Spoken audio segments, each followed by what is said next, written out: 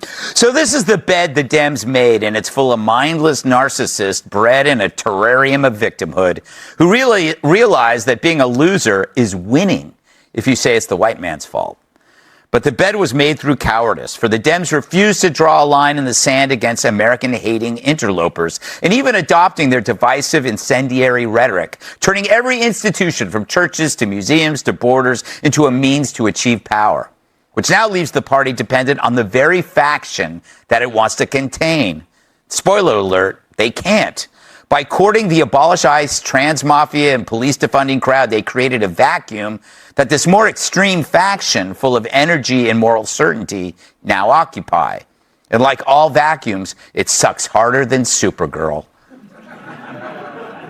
And fearing the loss of rich progressive donors, the Dems lack the balls to reject the Marxists' unhinged goals, which is why they'll jump into bed with anyone from Nazis to Ilhan Omar's brother. Oh. The DSA now have cultural, youthful leverage. And all the old guard has is lizards, vampires, and Andre the Giant. To break free from this extremism, the Dems would have to publicly disagree with them on the border, trans, and crime, but their fear makes it impossible.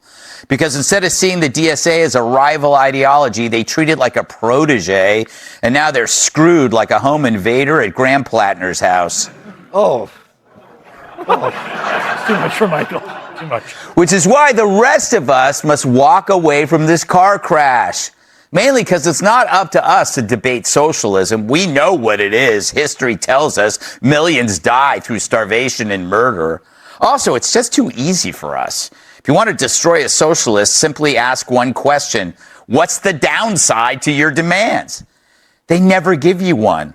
And that instantly removes them from the world of reality, where every single action has a trade-off.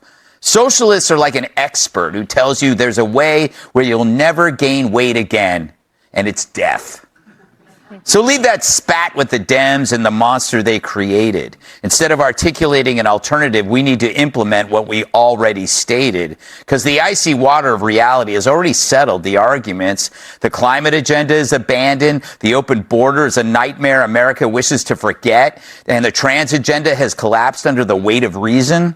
True, our nation demands a border, a belief in biology, access to fossil fuel, and incarcerating criminals. And enough with identity politics. I don't need to hear your pronoun preference when you're telling me the soup of the day. But even if mainstream America, these ideas are done, they're still gasping and twitching in the corpse of the Democratic Party thanks to the DSA. So that's their battle and not ours. There won't be a socialist America, but the Democratic Party looking like a sure bet.